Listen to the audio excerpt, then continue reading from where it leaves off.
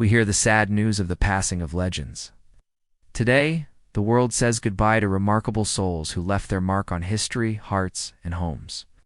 In this video, we take a moment to remember them, to honor their legacy, their laughter, their love, and their light.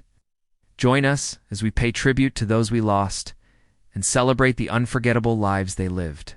On July 3, 2025, in Malibu, California, the film industry lost one of its rawest, most unforgettable voices. Michael Madson, the gravel-toned, steel-eyed actor, known for his unforgettable roles in Reservoir Dogs, Kill Bill, and The Hateful Eight, passed away at the age of 67 from cardiac arrest. Born on September 25, 1957, in Chicago, Illinois, Michael Skrin Madson didn't come from the glitz of Hollywood, he came from the streets. He grew up tough, introspective, and fiercely independent. His mother was a filmmaker and poet.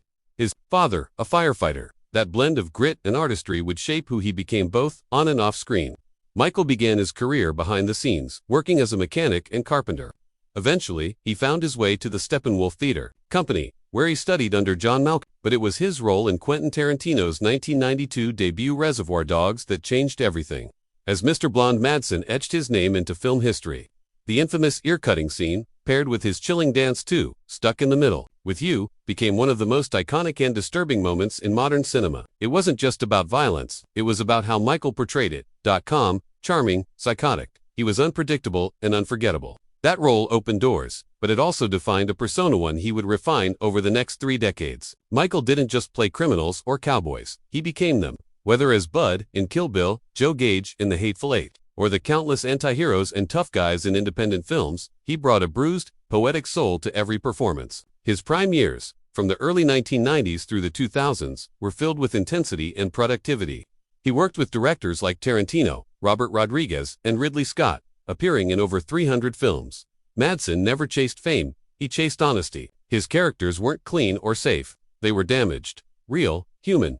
Off-screen, Michael was just as complex. A devoted father of 6, a loyal friend, and a published poet. He often surprised fans who only knew the tough guy image. His poetry, collections Burning in Paradise, Expecting Rain, and others revealed a man grappling with love, regret, fame, and fragility.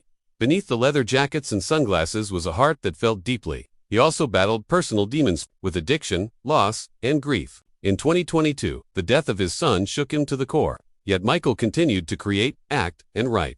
Because that's what he did. He survived. His death, sudden and heartbreaking, brings to an end a career built not on polish, but on authenticity. Michael Madson didn't care about perfection, he cared about truth. And when he stood in front of a camera, that truth burned. Tributes poured in from all corners of the industry. Quentin Tarantino called him the soul of the outlaw. Fans mourned not just an actor, but a legend who made them feel something raw, unfiltered, unforgettable. As we say goodbye to Michael Madson, we remember a man who refused to be anyone but himself. A man who brought poetry to violence, vulnerability to power, and soul to the darkest corners of film. Rest in peace, Michael Madson. The screen is darker without you, but the shadow you cast will stretch across cinema forever.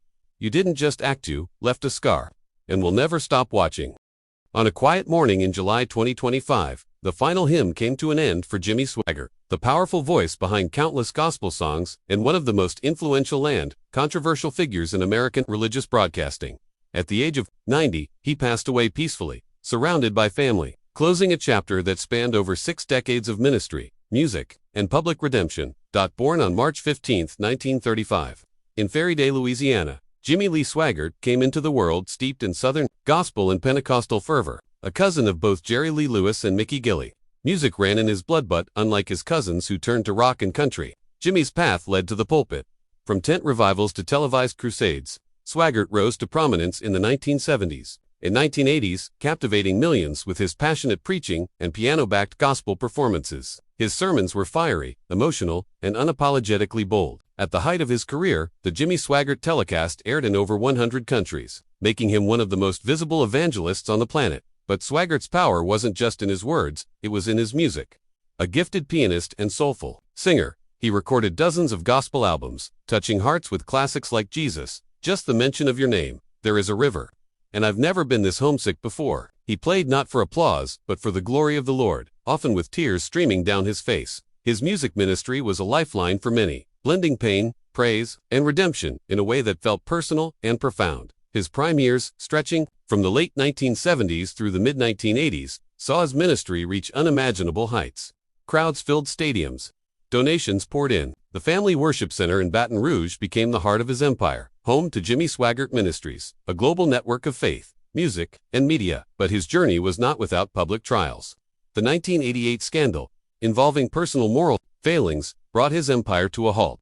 The world watched as Swagert tearfully confessed his sins on national television. For some, it marked the fall of a preacher. For others, it was a powerful human moment, one of brokenness, accountability, and the long road to forgiveness. Though he never returned to his previous heights, Swagert remained a devoted preacher and musician, rebuilding his ministry brick by brick. In his later years, Sun Life Broadcasting Network, led in part by his son Donnie and grandson Gabriel, revived the Swagert name for a new generation. Until his final days, Jimmy was still preaching, still playing the piano, and still reaching souls through his music. He was a man of contradictions, bold but broken, praised and criticized, fallen yet forgiven. But through it all, Jimmy Swagert never stopped believing in the power of God's grace and the purpose of his calling. Tributes poured in from around the world. Gospel artists, pastors, and longtime followers shared how his music saved them, how his voice comforted them, how his struggles made him human. As the final note fades, we remember Jimmy Swagert, not just for the scandal, the fame, or the fire, but for the soul behind the song. The preacher at the piano, the voice that rose from fairy day to the far corners of the earth. Rest in peace, Jimmy Swagert. The pulpit is empty. The piano is still, but your voice lives on in every life you touched, with a sermon, a song, and a story of grace. On a quiet day in July 2025, the world of hockey bid farewell to a gentleman of the game. Alex Delveio, one of the most enduring and beloved figures in NHL history, passed away at the age of 93, a Hall of Famer, a lifelong Detroit Red Wing, and a model of loyalty and grace. Delveio's name will forever be etched in the ice of greatness. Born on December 4, 1931, in Fort William, Ontario, Canada, Alexander Peter Delveio grew up during the Great Depression. Learning the value of hard work and humility, he laced up his first pair of skates as a boy on frozen ponds, and, from the very beginning, it was clear, this wasn't just play, it was destiny. At just 19 years old, Alex joined the Detroit Red Wings in 1950, stepping onto the ice, alongside legends like Gordie Howe and Terry Sawchek. Over the next 22 seasons, he became a fixture in one of hockey's most formidable dynasties, a smooth skating center with precise playmaking ability. Delveio was the ultimate team player. He wasn't flashy, but he was consistent year after year, with soft hands, an unselfish mindset, and an instinct for finding the open man. He built chemistry with everyone he played beside. He won 3 Stanley Cups with Detroit in 1952, 1954, and 1955, helping turn Hockeytown into a dynasty. And though he often played in the shadow of his more famous line mate, Gordie Howe, Delveio's quiet excellence spoke just as loudly to those who understood the game. Over the course of his career, from 1950 to 1973, Delveio played in 1,549 NHL games, all with Detroit, a mark of loyalty rarely seen in professional sports. At the time of his retirement, that total was second only to Howe. He tallied 456 goals and 825 assists, earning over 1,280 points, cementing his place among the elite. He was a 3-time NHL All-Star, the winner of the Lady Byng Trophy for sportsmanship and gentlemanly conduct on 3 occasions, and widely regarded as one of the classiest players to ever wear skates. After retiring, Delveio stayed close to the game he loved, serving as both coach and general manager for the Red Wings during the 1970s. His knowledge, calm demeanor, and deep connection to the team remained a guiding presence for decades. Inducted into the Hockey Hall of Fame in 1977, Delveio lived long enough to see generations of fans and players continue to honor his legacy, whether through video tributes, number 10 jerseys in the stands, or memories passed down through families. His spirit never left the rink. In Detroit, he wasn't just a hockey player. He was an institution, a gentleman, a living bridge between hockey's golden age and the modern era. Off the ice, Alex was a devoted husband, father, and grandfather. He never sought the spotlight, but it found him anyway, because greatness has a quiet way of standing out. His passing marks the end of an era, not just of old-time hockey, but of a kind of sportsmanship that transcends stats and banners. Delveio showed us that it's not just how you play the game, it's how you carry yourself before, during, and after the whistle blows. As the final horn sounds on a remarkable life, the hockey world stands in unified respect. Helmets are lowered, jerseys are raised, and from the rafters of Little Caesars Arena to the hearts of millions, his legacy echoes. Rest in peace, Alex Delveio, the man who wore the winged wheel with honor for over 2 decades. Your skates may be still, but your grace will forever glide through the soul of hockey. On July 2, 2025, The entertainment world mourned the loss of a captivating talent. Julian McMahon, the Australian-American actor who brought unforgettable intensity and charm to roles in Charmed, Nip Tuck, and Fantastic Four, passed away at the age of 56 in Clearwater, Florida, after a quiet and private battle with cancer, born on July 27, 1968. In Sydney, Australia, Julian Dana William McMahon came from a family steeped in influence. His father, Sir William McMahon, served as Australia's Prime Minister in the early 1970s. But Julian chose a different spotlight. Rather than follow in political footsteps, he carved his own path through fashion, television, and film, driven not by ambition alone, but by undeniable talent. He began as a model in the late 1980s and soon transitioned into acting. Julian gained early recognition in the Australian soap Home and Away, but his breakthrough on American television came in the supernatural hit Charmed, where he played the enigmatic Cole Turner, with a blend of danger, mystery, and unexpected vulnerability. McMahon's portrayal of a hefty man torn between love and darkness became iconic. He wasn't just a villain, he was layered, tormented, magnetic. Fans loved him, feared him, and rooted for him. Cole Turner wasn't just a character, he was a moment in pop culture. But Julian McMahon's most transformative role came as Dr. Christian Troy in FX's boundary-pushing drama Nip Tuck.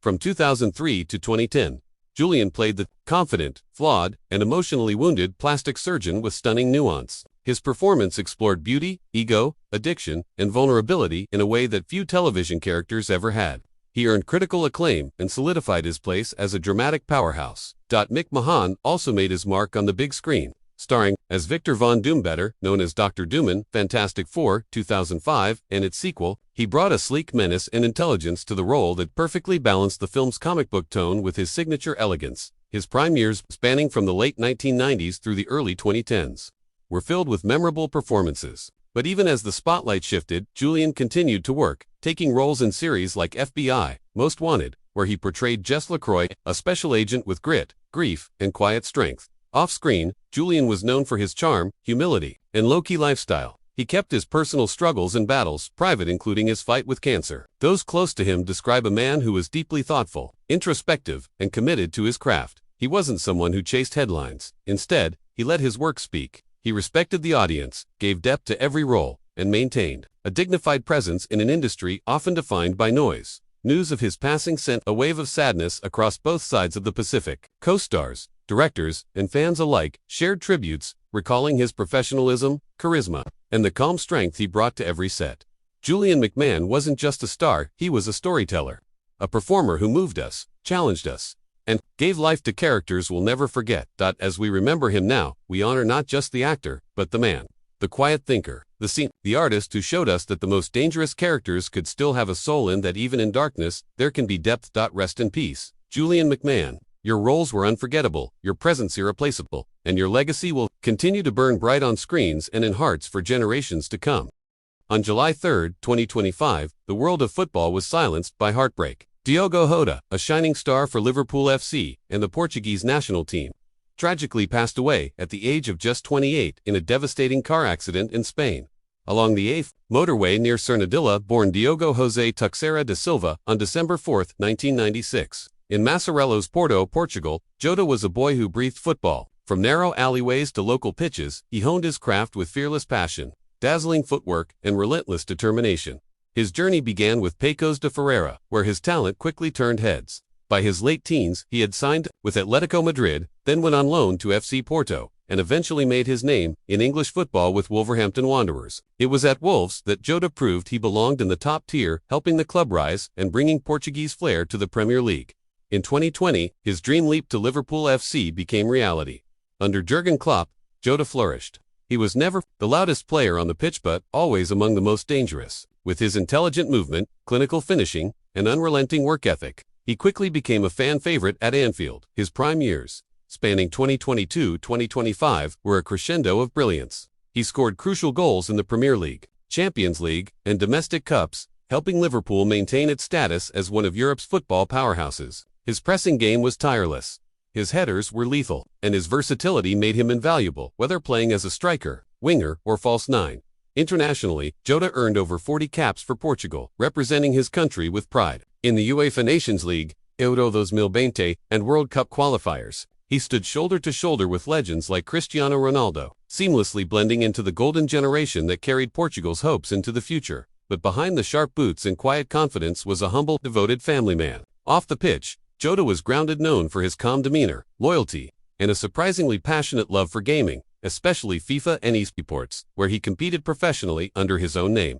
The accident that took his life occurred during a brief off-season visit to Spain. Reports suggest a tire blowout led his Lamborghini to veer off the motorway and flip multiple times before bursting into flames. He died at the scene. The news sent shockwaves across the sporting world. Teammates wept, fans lit candles, stadiums held moments of silence. Social media overflowed with tributes from clubs, players, and supporters worldwide. Even rivals paused to honor a player who played with heart and left nothing on the field. Diogo Jota didn't just play football, he lived it. He inspired with his resilience, stayed humble despite success, and reminded us that greatness doesn't need noise, it needs consistency, courage, and quiet fire. As we say goodbye, we remember the goals, the smiles, the fierce pressing, and the quiet leadership. We remember a player who is only getting started, whose story now becomes legend far too soon. Rest in peace, Diogo Jota. Your boots may be still, but your legacy runs on through chants and Anfield, cheers in Portugal, and the millions who loved the game more because of you. On June 28, 2025, the racing world lost a legend, Wayne Lucas, a four-time Kentucky Derby winner and a cornerstone of modern thoroughbred training, passed away peacefully at the age of 89. With his signature cowboy hat, steely focus, and sharp eye for talent, Lucas redefined what it meant to be a horse trainer both on and off the track. Born September 2, 1935, in Antigua, Wisconsin, Darrell Wayne Lucas didn't start in the stables. His early career was in education and coaching, where he was a high school basketball coach. But his competitive spirit and deep love for horses pulled him into the world of quarter horse racing in the 1960s. From there, the transformation began. Lucas quickly made a name for himself on the quarter horse circuit, but it was in thoroughbred racing where he made history.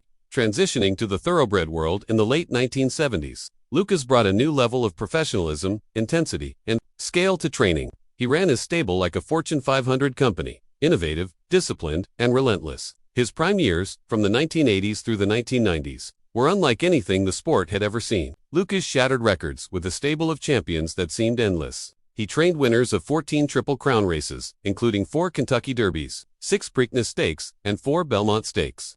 His Derby victories included horses like Winning, Colors, Thunder, Gulch, Grindstone, and Charismatic.